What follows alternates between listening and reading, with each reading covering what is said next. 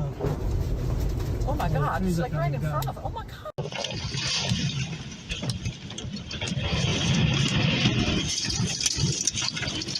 This is the scariest thing I've ever been in. I hope this stops. I just saw a car flip over in front of me.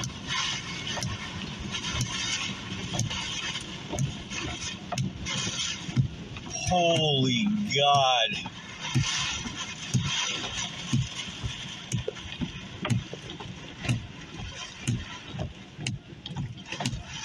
Welcome to Florida, people. In Florida, a very unusual, this is not usual in the region, and frightening tornado ripped through Palm Beach over the weekend. Check out these images. It left behind extensive damage.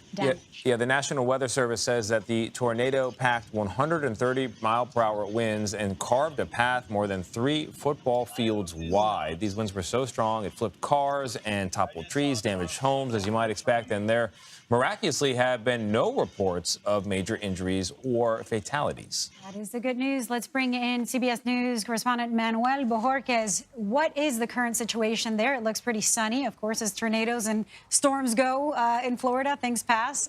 Things look okay, but what's the latest?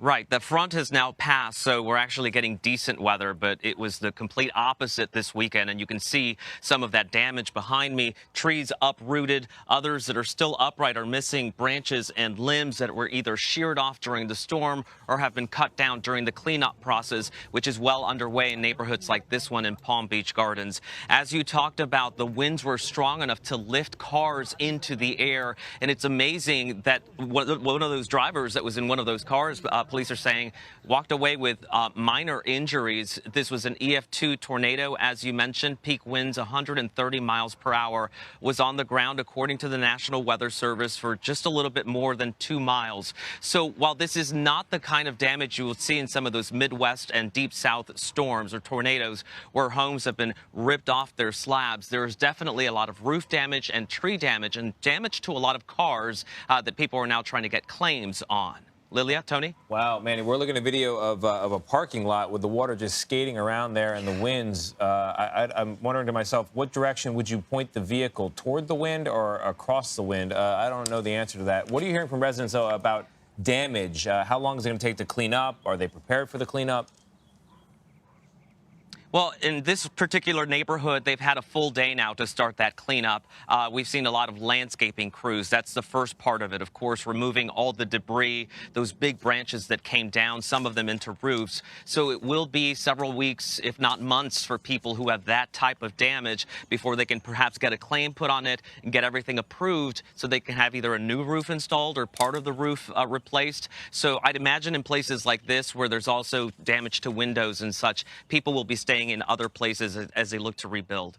All right, Manuel Bojorquez for us, Manny. Thank you very much.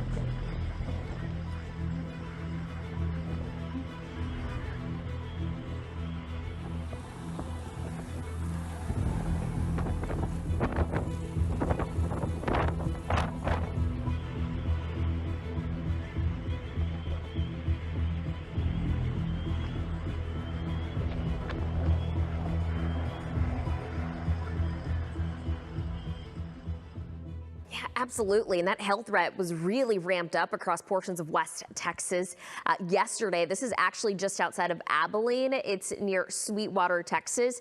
There's a storm chaser out there that did manage to get video of baseball to golf ball sized hail. You can see it there. It's bouncing. Wow, just covered the roadways here. And here's a closer look at what the image looks like. And again, that was near Sweetwater, which is just to the west of Abilene, right on I-20, right around there. So I'm going to show you a different map here. We don't show this one too often, but this is our hail outlook. The red highlighted area, that is the area that is most likely to see hail today with the thunderstorms that develop. Not everyone sees it, but the threat is heightened today, especially for large hail. And this is how it happens. We have really strong updrafts possible today. What that means is air getting pushed into our atmosphere. That's being brought on by the cold front that moves in later today. The stronger the updraft, by the way, the larger the hail. So what happens is that when this air gets pushed up, raindrops form. They rise up into the storm, go into an area that's freezing, and that's what turns it into ice. The updraft keeps pushing it up. That ice falls as it gets heavy, but if it's not heavy enough, it gets pushed back up. More ice gets added on the outer edges of this, and eventually you end up with large hail. That's what's possible today. So if you hear sirens, more than likely it's going to be for that hail, but make sure to go inside, gather more information with us. We're going to be here all afternoon. You want to make sure you are in a sturdy building, and if you are in a car, do not go outside. Hail is very dangerous.